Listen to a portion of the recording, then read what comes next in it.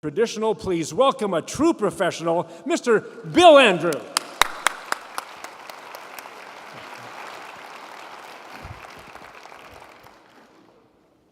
Ladies and gentlemen, if I'd known it was going to be this bright, I would have brought one of my wife's wigs of about 40 years ago. Sort of shade my high forehead here. This is tough. You know, our family's been going to Maui for over 40 years, and my wife, more recently in the last few years, has dementia, vascular dementia. So she has no short-term memory, like none. So my daughter told me last fall, she said, "Dad, if you don't do something, you and I will both be dead before Mother."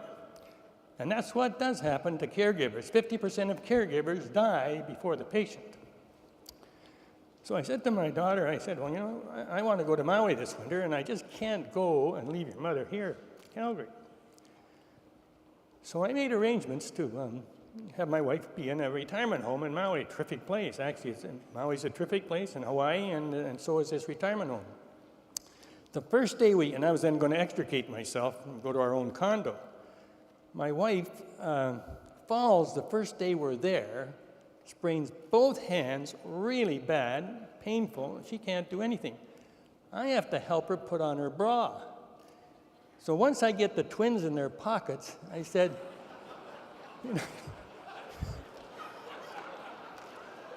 you know, this is really hard. I've had more experience taking these off than putting them on.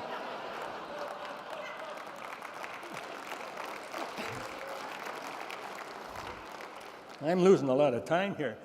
I'll have to go fast from here on. Anyway, you know, I want to congratulate you people for taking a day off. But I've got a suggestion. If you really want to make this day off, pay off, then when you hear some good suggestions and write down the idea, I suggest that if you really want to have a lot of calls to make tomorrow, try and write down the name of an individual, a friend, a client, a prospect, a business that you think that idea would apply to. At the end of the day, you'll have a lot of ideas.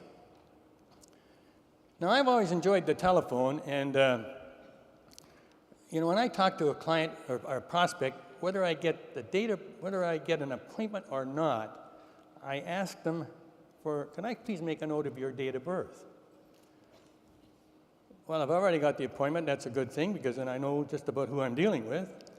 And the second thing, if I don't get the appointment, but the prospect is somebody I want to call on in the future, and the conversation is gone so that there's a possibility, I ask him, could I please make a note of your date of birth to bring my records up to date? 99 people out of 100 will give it to you, but if they don't, what I really say, and when they do that, I would say, I'd like to call you on your birthday and either buy you a coffee or buy you lunch and talk about life. Would that be okay? And many times it works. Now, I had a lot of early experience with life insurance. I was at the University of Toronto here just nearly 100 years ago. And I said, my father was very mechanically minded, very financially minded, and he had great vision. And I said to myself, when I get home this spring, I've got to talk to my dad about two things. How does a car operate, and how does life insurance work? Now, unfortunately, my dad died before I got home. That's about 65 years ago now. I never got that chance. But several things happened that gave me some early experience. First of all, I had $500 to go back the second year from a $1,000 baby policy that my dad had bought for me when I was born. My mother said to me, she said, you know, I could never understand why your father was putting all that money into life insurance that he was. But she said, I don't ask that question. Now I get a check each month. Not very much, mind you, not very much. But it was guaranteed, and it was sure to come. When I graduated, I didn't know what I wanted to do. I wrote down, you know, I'd either be in sales or in chartered accountant. How could you be so diverse? Anyway, I joined Ford on a one-year junior executive training program. Terrific introduction to big business. There were 26 of us trainees, and when 4 of us were batching together, we all wanted to buy a car. Well, The other 3 guys went down to the finance companies and paid 16 or 18% for their money. I borrowed on the cash value of my life insurance that my father had started for me. I had a policy when I was 8, when I was 13, and when I was 60. So I saw the early influence of life insurance for me. You know, I think you've got to motivate yourself in this business. And there's 3 things that I kept in mind that helped me be motivated. 1, I believe that everybody likes to talk to somebody who knows their business. And everybody likes to talk to somebody who's a good salesman who knows their business. And everyone likes to have some asset, something that is guaranteed.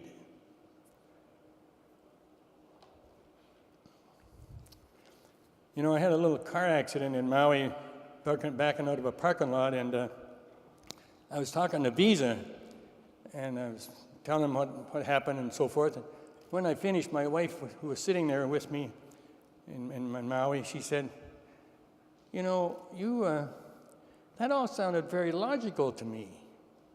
You help people understand. You talk in short sentences. You're a very good salesman at most things, she said. You know, I think as you grow in the business, you change what you talk about, your approach. Eh? We've all got approaches. I use the 5 main money needs. Tell people, after I've got all the facts about what's going on in their life, soft and hard, I'd say, there are 5 main times in your life that you're going to want to have money available for future delivery. And you know them all as well as I do. I said, I want you to write them down as I give them to you, and then afterwards, I want you to number them in the order of priority to yourself and your family to have money available for future delivery. And then that's when your interview really starts, because as has been brought up here many times, you want to find out why did you number that number 1? The 5 are, you know, money in the event when you retire, money in the event you become an angel, call that premature death, eh? Money for advanced education of your children, money for business opportunities, and money in the event of disability. I had open heart surgery 26 years ago. I know what being on disability means. Nobody lost a job in our office. I had on business overhead. I could have stayed disabled for my life and been okay. But I think what I try to do is I try to get the client into the act to prioritize. Because, you know, when you think about it, most people don't think about these things except for maybe 30 seconds in their car. So you're helping them by asking them questions. Why is it that way? What's going on in your life that you want that one to be number 2 or 3 or 4 or 5? And then what we've got to do is we've got to analyze, and then we capitalize. Just what assets you need to build up to the values that you want for your family, for yourself in retirement, etc.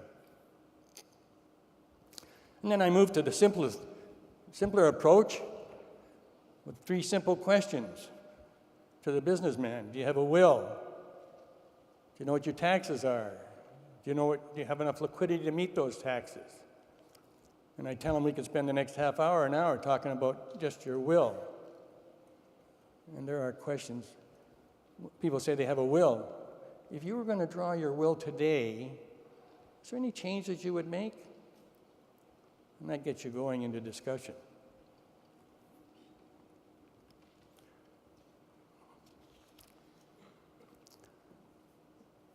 You know, my wife and I were in a, hey boy, this time goes fast. Maybe I think I'll skip that one and tell you about Keyman Insurance. I think I became quite accomplished in the sale of Keyman Insurance. It's a big subject, and I'm just going to take you to how I closed the case. We had some insurance on these people, but they grew and grew and grew. The company grew to 4,000 people, on both sides of the border. We did their employee benefits. We had some Keyman Insurance on the key guy. I told them when they went public that it didn't solve the problem, that the problem just got bigger. So over the years, we discussed with them, and we had a good presentation and so forth. We're going to get it finalized one day in their office with the president and the CFO. And this president, I mean, he had an income of over $4 million per year from the dividends that the company on his share was producing. We were talking about insuring 1 year's earnings. They said to me, well, Bill, we got lots of cash in the company. We don't think we're going to buy this insurance. And I was there to finalize the sale. So what do?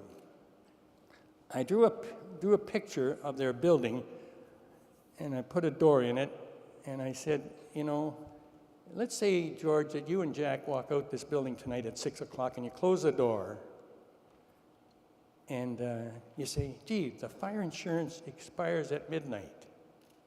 Now, the building was only worth about $7 million. We were talking about a lot more insurance than that. Okay? So I said, would you say that, it doesn't really matter if we have the insurance fire insurance, because we got lots of cash in the company? Or would you say it would be smart business to insure that loss? And I shut up.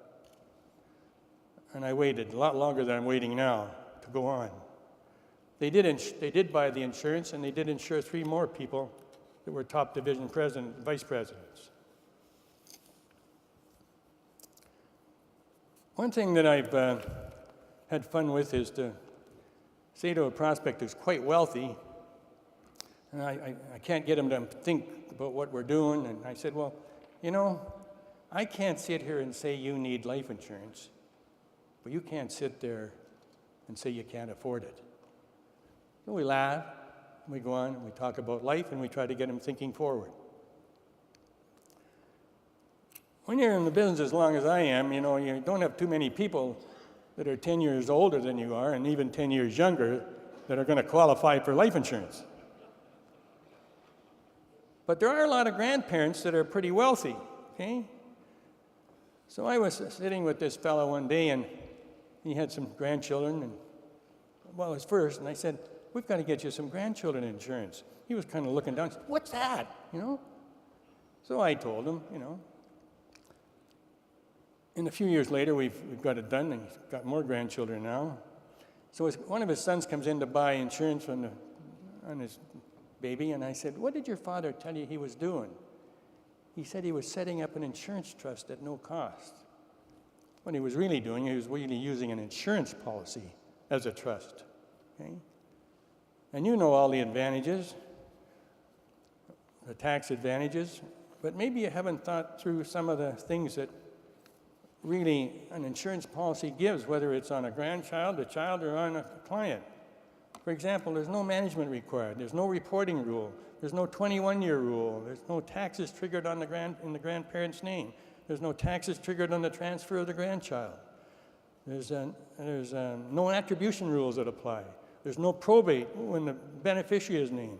There's no public record of the transaction. And furthermore, there's no lawyers required. Yeah. So, you know, when I first started in the business, we used to talk about guarantees. And I'd say to people, you know, do you think that you should have some percentage of your assets in a guarantee? People might say 25%, a third, and so forth. Got away from that with inflation in the 70s, stock market taking off, big land prices, and so forth. But 10 or 15 years ago, I started talking the same way about, you know, establishing some guarantees. I was invited into a meeting with a bunch of estate planners, lawyers, and accountants, and this top tax accountant was talking to this group, and he was talking about the value of cash and government bonds for liquidity. In the question period afterwards, I said, you know, there's another financial instrument that's as good as cash and government bonds put together, and it's called cash value life insurance. He said, Bill, thank you. I learned something today. You know, life can be difficult at times.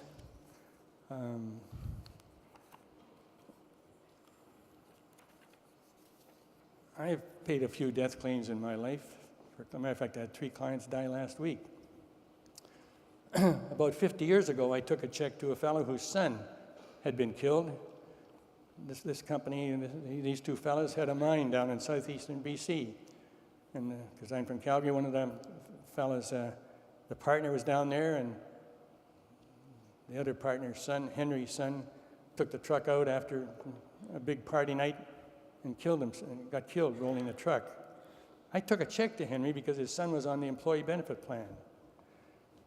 Well, I tell you, I didn't have a clue what he was going through until we lost one of our daughters 11 years ago to cancer. And what really struck me at the time, I mean, I have my oldest daughter, Diane, helps me out. Got a daughter, Judy, and this was Pam and Nancy. I was playing golf about a month later with two fellows who were riding in a cart, and then the other fellow, whom I didn't know, we were walking. And he asked me a question about the 14th hole. He said, Bill, how many children do you have? You know, I had to turn away from him and cry because I did not know how to answer that question. I finally figured it out. I said, well, we had 4 daughters, but we lost one, you know?